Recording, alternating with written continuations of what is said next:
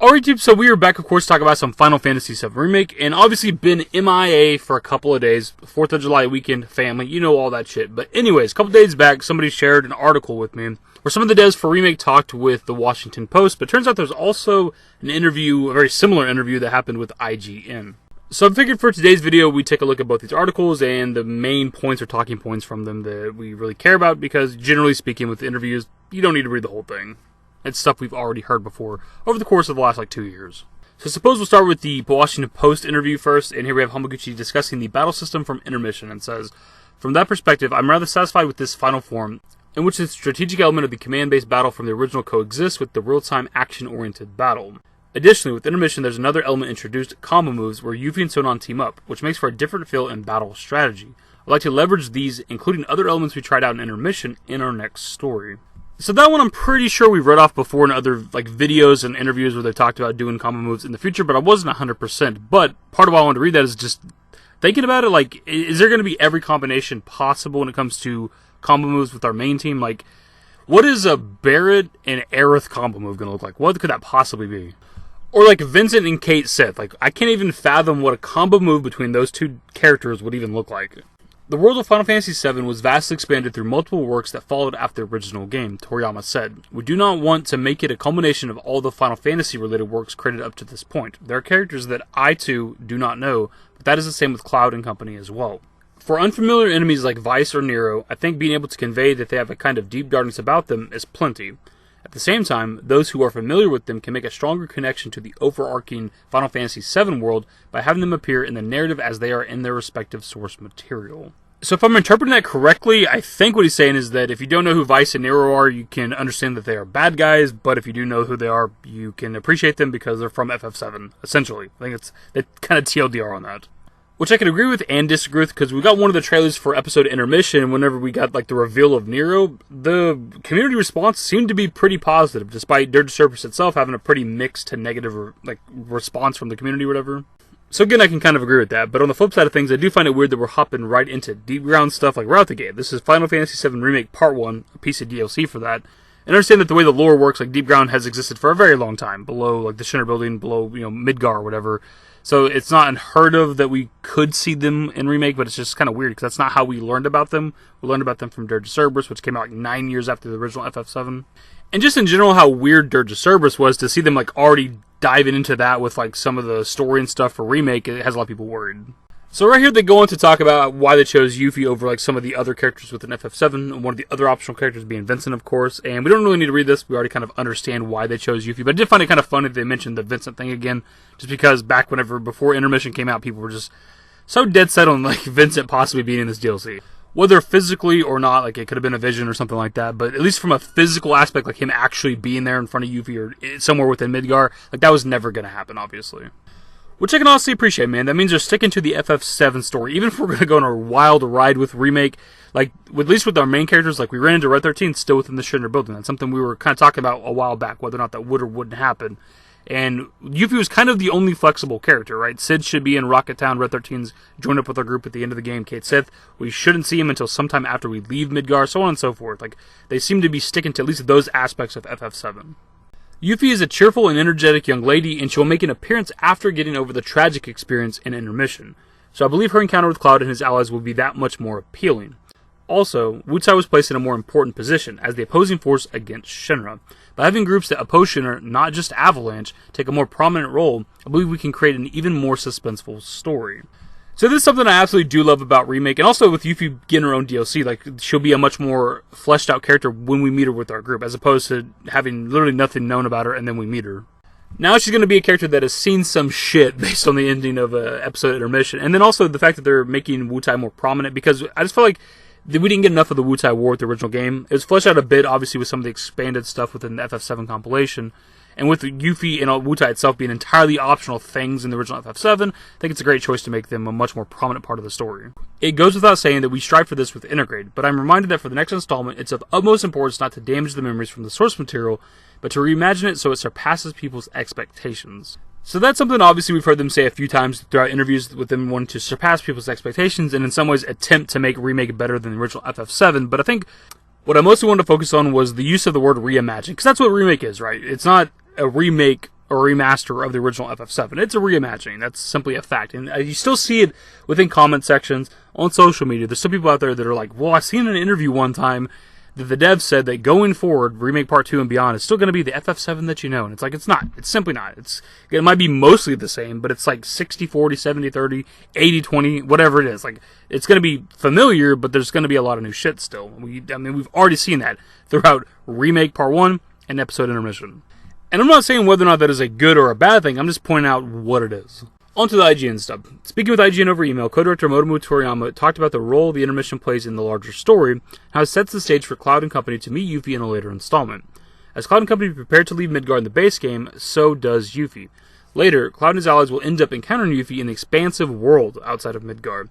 By playing both the base game and Episode Intermission, I think you'll be able to understand where they are coming from an emotional perspective, and so I recommend playing through both. There are many things we learned from the reception of Final Fantasy VII Remake since its release, but I feel that the response was especially great for the elements we remade while being cognizant to pay homage to the source material, and I recall players' reactions were very positive. I don't want to limit it to just this title. I'm reminded that for the next installment, and then it trails off into the shit we just read from Washington Post verbatim, reimagining, surpassing people's expectations. But I do have to agree with it, man. Like, one of my favorite aspects of the remake project as a whole is just waiting to see, like, these iconic locations that I know from the original FF7 modernized. And just walking around within the remake is just so great. Just seeing these locations that I have, like, just burned into my consciousness, my personality, my soul, modernized. Just walking around, like, Wall Market, for example, is just so goddamn amazing. And there's just so many other locations and events and things around the world of Final Fantasy VII that I'm just excited to see eventually. Dyne being one of them. In an interesting twist, Hamaguchi says that the writer Kazushika Nojima originally had a very different vision for Episode Intermission.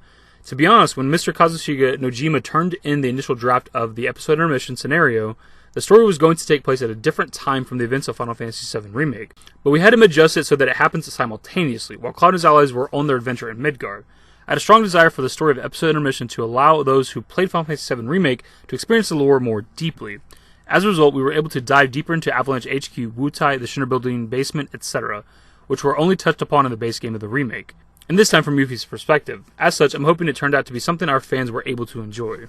So I definitely agree with the call to make the Yuffie DLC happen simultaneously to our own story from Remake Part 1, but there's part of me that just has to be curious about that initial draft, and with it taking place differently from what it does now, like how much in the past or future would it have been to the events of the Midgard segment.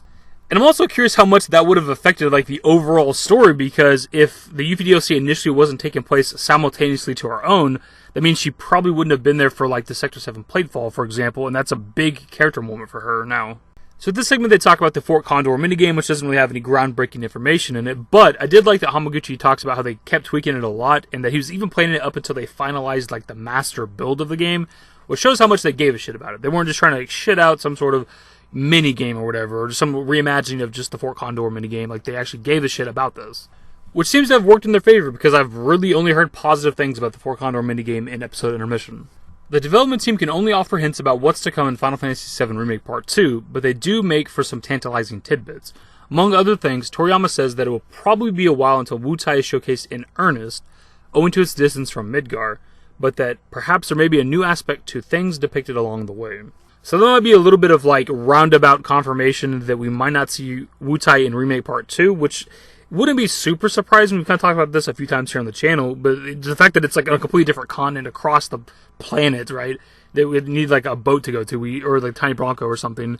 It kind of makes sense that we wouldn't get there yet, but it does talk about, like, new aspects to the story, so maybe there'll be, like, ways that we still interact with, like, Wutai or somewhere within the world of Gaia because of Yuffie or something like that. There's a lot of ways they could incorporate Wutai into Part 2 even if we don't go there, or maybe we do still go there in Part 2, but maybe it's not, like, the Wutai part of the story yet. Maybe we go there, can visit there, whatever, but we come back at a later point for, like, the actual story. Hamaguchi, meanwhile, says that he's happy with how the first part made players feel like they were experiencing a movie through the gameplay, but that the second part will have unique challenges. As for improvement, or should I say change moving forward, because the next installment will involve Cloud and Company to leave Midgard and explore the world map, our next challenge will be to create the gameplay that leverages the vastness of the world, unlike what we did in this current title. So this is obviously, like, the big hitter of both these articles and interviews. Hamaguchi seems to be confirming an open world, an overworld, something along those lines. Because he talks about how it's going to be different from what they did in part 1. He says exploring the world map. He says the vastness of the world. A lot of stuff there. So obviously this has your boy excited, man. This is something we've been wanting for a while. This is something we've been talking about for a long time. This is something we've been waiting for confirmation of. And I wouldn't say this is confirmation yet, but it seems to just about be. Like, I don't know why else you'd say exploring the world map and vastness of the world if that's not what we're actually going to be doing. I'm super curious how they're going to handle this, though, because the gameplay for part 1 was so, like, curated to the linearity of Midgar. Like, there's only so many enemies you could fight. You could obviously, like, leave an area and come back, and the enemies could respawn. But for the most part, like, when you're just walking forward through the story, there's only so many. You couldn't, like, go out and grind, really. That was not really a thing so much. So I'm wondering how they're going to handle that. Like, if I'm exploring a world map, there should be a shit ton of enemies that I could run into. Like, would it not be, like, pretty easy to just level grind and, like, run through the story? Also, when it came to part 1, there was, like, side quests that you could do depending on the chapter, which could kind of make it more interesting. But with the world map, how is that going to be handled? Is there going to be, quote-unquote, like, boring/dull moments? And, like, the walk from Midgar to Calm, assuming we have a big map to explore, how far is that? How long is that? And is there anything to do between there? Don't get me wrong, when it comes to big open world games, one of my favorite things is just exploring, environmental storytelling, just running around the world and looking at things. So I'm not necessarily looking for, like, intricate, crazy side quests, though I do want that. I'll be happy just running around from Midgar to Calm, but I'm kind of curious how they're going to handle that. Because any sort of, like, open world-esque game is going to be very different from Remake Part 1. I'm just kind of curious how they're going to have the game flow. Anyways, dudes, that is pretty much the video. It ended up being a little bit longer than I expected, but we did end up reading a little more of the article than I thought we initially were. And when reading back through it, I was like, this is actually kind of interesting. We need to add this in the video. So obviously when it came to this video, we talked about a lot of different things. So I'm curious your thoughts on whatever within the comment section below. But I think the biggest talking point, obviously, for most people is going to be Hamaguchi seemingly teasing like an overworld map. Other than dudes, that's the video. Hopefully you enjoyed. If you did, give it a thumbs up. Subscribe to the channel if you guys are new to update more Final Fantasy VII Remake content. Turn on my notifications. Follow me on Twitter, _DavidYT. I'm on Discord. Links to most of those networks are in the description and in the outro. Later, guys. Used to care what people thought, but now I care more, and nobody out here's got it figured out. So therefore, I've lost all hope of a happy ending, depending on whether or not it's worth it. So insecure, no one's perfect. We spend it with no shame. We blow that like Coltrane. We in here like Rogaine, or leave it like Cobain.